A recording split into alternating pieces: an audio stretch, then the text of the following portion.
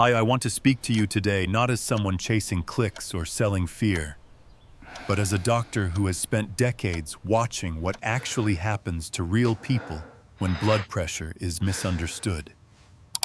I've stood in operating rooms at 3 a.m. trying to save patients who did everything they were told, took every pill on time, checked their numbers faithfully, and still ended up with a stroke that changed their life forever. That's why I'm going to say something that may feel uncomfortable to hear. Some of the habits you believe are protecting you at home may be silently putting your blood vessels under constant stress. Not because you're careless, but because no one ever explained the full picture. Blood pressure management in everyday American life has been reduced to numbers on a screen. Check it. Log it. Worry about it. Repeat. But the human body does not work like a thermostat you can control with a button. Your blood pressure is not a fixed trait like your eye color. It is a moving signal that reacts to what you're doing, what you're feeling, and what your brain thinks is happening around you. I've watched patients who follow every guideline still end up on my table because the advice they received ignored how the brain and heart actually communicate. Many people assume that if they're taking medication and watching their readings, they're safe. That assumption is dangerous. I've seen strokes in people who never missed a dose, heart attacks in people whose doctor always said, "Your numbers look fine," and fear-driven routines at home that slowly damaged the very system they were trying to protect. This isn't about blaming doctors or patients. It's about a gap in understanding. Medicine often focuses on what to do, but not why it works or when it matters most. When you don't understand the why, you can unknowingly make choices that work against your own body. What I want you to understand from the very beginning is this. Blood pressure problems don't usually come from one dramatic mistake. They come from small daily patterns that feel responsible but quietly push your system into overload. Once you see that pattern clearly, everything else we talk about will finally make sense. And more importantly, you'll be able to protect yourself in ways that truly matter in real life, inside your own home, every single day. To understand why so many people struggle with blood pressure at home, you first need to let go of a very common misunderstanding. Blood pressure is not a fixed number that defines you. It is not something your body has in the same way it has a height or a shoe size. Blood pressure is a living response, changing minute by minute based on what your body and your brain are experiencing. In a healthy adult, it can easily rise or fall by 30 or even 40 points in a single day, and that is completely normal. When you eat a meal, your pressure goes up because your digestive system needs more blood. When you sleep, it drops because your body is resting. When you climb a flight of stairs, it rises again to deliver oxygen to your muscles. These shifts are not signs of disease.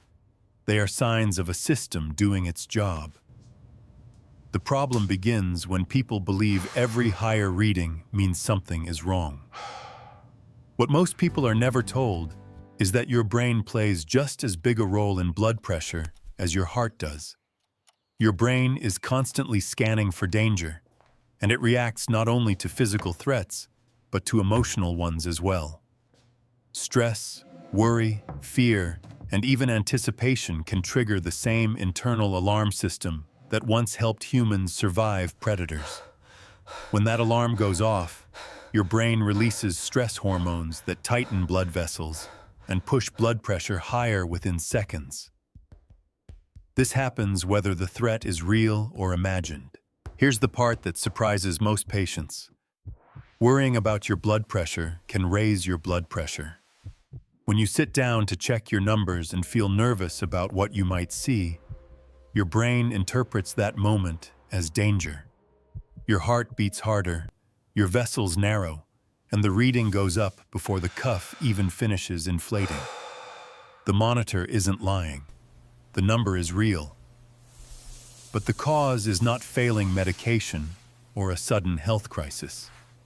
It's your stress response doing exactly what it was designed to do. In modern American life, this response is triggered dozens of times a day by things that don't require physical action: emails, bills, news, family worries, and health fears. Over time, repeated stress signals can train your body to stay in a higher pressure state even when you're at rest. That's why two people with the same heart and the same medication can have very different readings at home. One is calm, the other is on constant alert. Until you understand that your blood pressure reflects your mental state in that moment, it's easy to misinterpret what the numbers mean and react in ways that make the situation worse. This understanding is the foundation for everything that comes next, because managing blood pressure is not just about pills and devices. It's about working with how your brain and body are wired to protect you. One of the most dangerous patterns I see in my practice does not start with bad arteries or weak hearts. It starts with a well-intentioned habit at home that slowly turns against the person doing it. I'm talking about repeated blood pressure checking. The cycle where someone checks their blood pressure over and over again in a single morning because the first number wasn't what they hoped to see.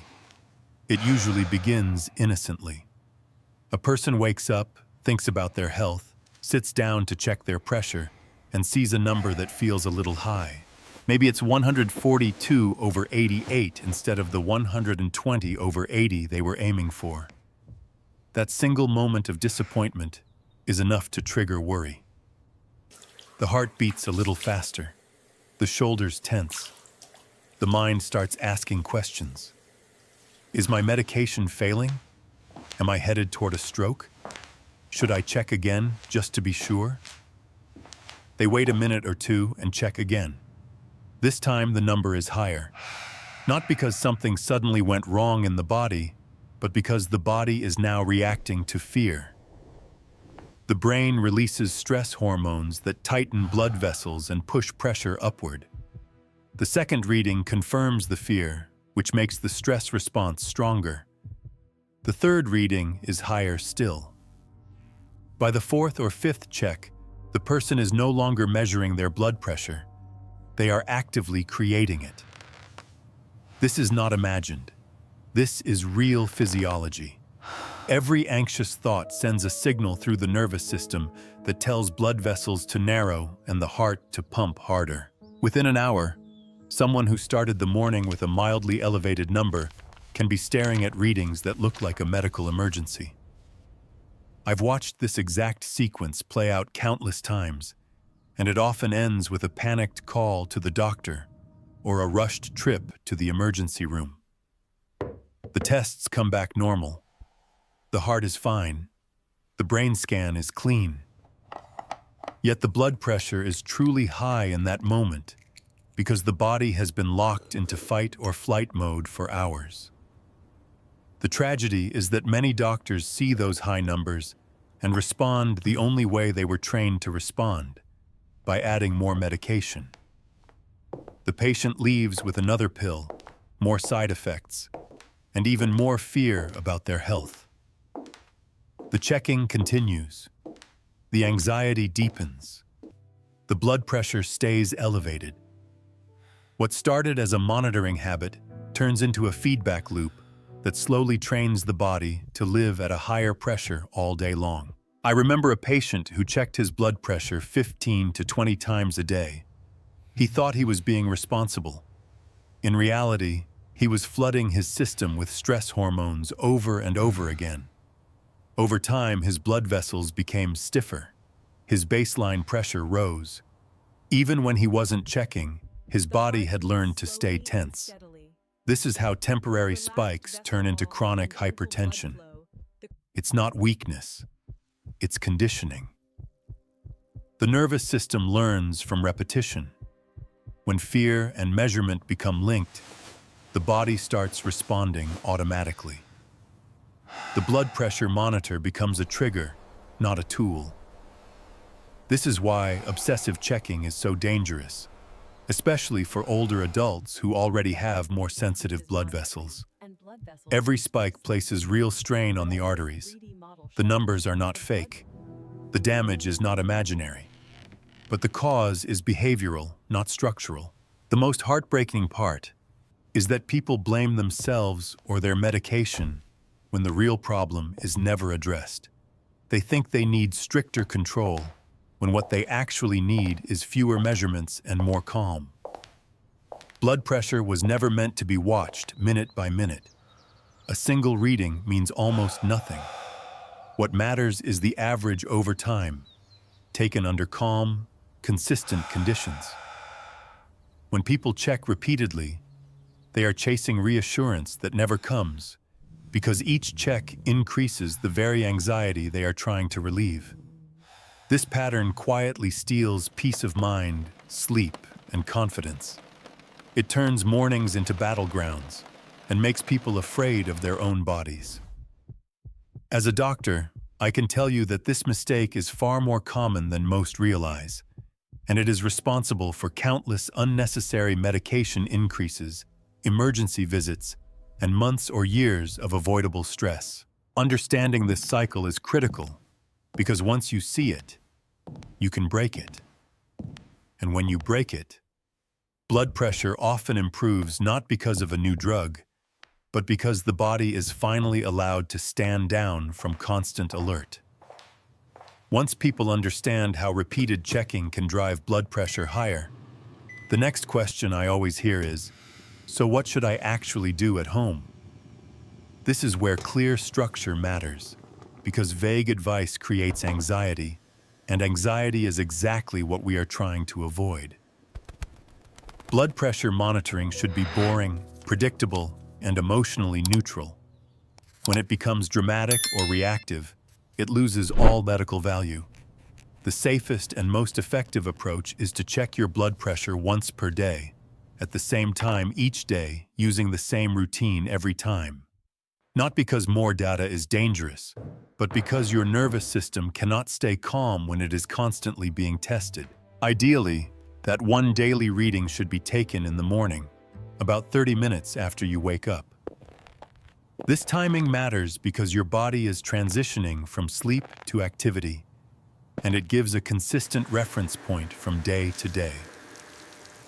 When you wake up, use the bathroom if needed. Then sit in a chair with your feet flat on the floor and your back supported. Sit quietly for 5 full minutes. No phone, no television, no news, no email. Just sit and breathe. Slow breaths in through your nose and out through your mouth. This short pause allows your heart rate and blood vessels to settle so you are measuring your body, not your morning rush. After those 5 minutes, place the cuff on your arm, press the button, and here is the most important part. Do not stare at the screen while it is measuring. Watching the numbers climb feeds anticipation, and anticipation feeds stress. Look away. Let the machine do its job. When it finishes, glance at the reading, write it down, and then remove the cuff. That's it. You are done for the day. No second check to confirm. No third check because the number disappointed you. One reading only. Many people struggle with this rule because they believe more checks mean more safety. In reality, repeated checks erase useful information. One isolated reading can be influenced by sleep, caffeine, a poor night's rest, or even a stressful dream. That's normal. What matters is the pattern over time, not the emotion of a single number. If your daily reading is above 140/90, but below 180/110, and you feel completely normal, no headache, no chest pain, no vision changes, no weakness, you simply write it down and continue your routine. You do not panic. You do not call the emergency room. You let the data accumulate. If that same elevated range shows up consistently for 7 days in a row, then you contact your doctor and share the full week of readings. That is meaningful information. It allows your doctor to see a trend rather than a moment. If your reading ever rises above 180 over 110, that deserves same-day attention. You should contact your doctor's office that day for guidance. But even then, if you feel completely normal, it does not automatically mean a trip to the emergency room. The emergency room is reserved for numbers that high, combined with symptoms like severe headache, chest pain, shortness of breath, confusion, vision loss, numbness, or weakness. That distinction matters because unnecessary ER visits create fear and reinforce the belief that every spike is life-threatening. In truth, true emergencies are far less common than anxiety-driven spikes. This structured approach protects your health in two ways. First, it gives your doctor clean, reliable data to work with instead of noise. Second, it protects your nervous system from living in a constant state of alert. Over time, many patients notice that when they stop chasing numbers, the numbers begin to settle on their own. Sleep improves. Mornings feel calmer. Confidence returns. Blood pressure management should support your life, not dominate it. A simple, consistent routine does exactly that, and it often prevents unnecessary medication changes, unnecessary fear, and unnecessary harm. If there is one message I want you to take seriously and act on immediately, it is this. When you take your blood pressure medication, may matter as much, and sometimes more, than which medication you take. I say this as a doctor who has watched too many people do everything right on paper and still suffer strokes that permanently changed their lives. Most Americans believe that as long as they take their pills every day, timing is a minor detail. In reality, timing can be the difference between protection and vulnerability. Your body follows a daily rhythm that you cannot feel and cannot control, but it strongly influences when heart attacks and strokes happen. While you sleep, your blood pressure naturally drops, giving your heart and blood vessels a chance to rest. Then, in the early morning hours, usually between about 5 o'clock and 9 o'clock a.m., your pressure rises quickly as your body prepares to wake up and move. This rise is normal, but in many people over 60, it becomes exaggerated. Instead of a gentle increase, blood pressure can jump sharply, putting sudden strain on blood vessels that may already have plaque or weakness. This morning surge is why nearly half of strokes and heart attacks happen in the first few hours after waking. Here is the hard truth. If you take your blood pressure medication in the morning, especially after breakfast, there is a window of time when that medication is not yet fully working. Many common medications take 2 to 6 hours to reach their strongest effect. That means the most dangerous part of the day for your blood vessels may be the exact time when your medication coverage is weakest. I have seen patients whose blood pressure looked perfect every afternoon at the doctor's office, yet was dangerously high every morning at home, completely unnoticed. They were not careless. They were compliant. They were simply unprotected at the wrong time of day. One of the most powerful and simplest conversations you can have with your doctor is about medication timing. This is not about changing drugs on your own or ignoring medical advice. It is about asking the right question. You can say, "I've learned that blood pressure often spikes in the early morning and that some medications work better when taken at night. Would it be safe or helpful for me to take my medication before bed instead of in the morning?" That single question can open a door to better protection. For many people taking common medications like amlodipine, lisinopril, losartan, or similar drugs, bedtime dosing provides steadier coverage through the night and into the morning surge. Large studies following thousands of patients for years have shown fewer strokes, fewer heart attacks, and fewer deaths when medications are taken at night rather than in the morning. This is not a fringe idea. It is solid evidence that has simply not reached every exam room yet. That said, timing is not one size fits all. Some medications, especially water pills that make you urinate more, are usually better taken in the morning, so you are not up all night using the bathroom.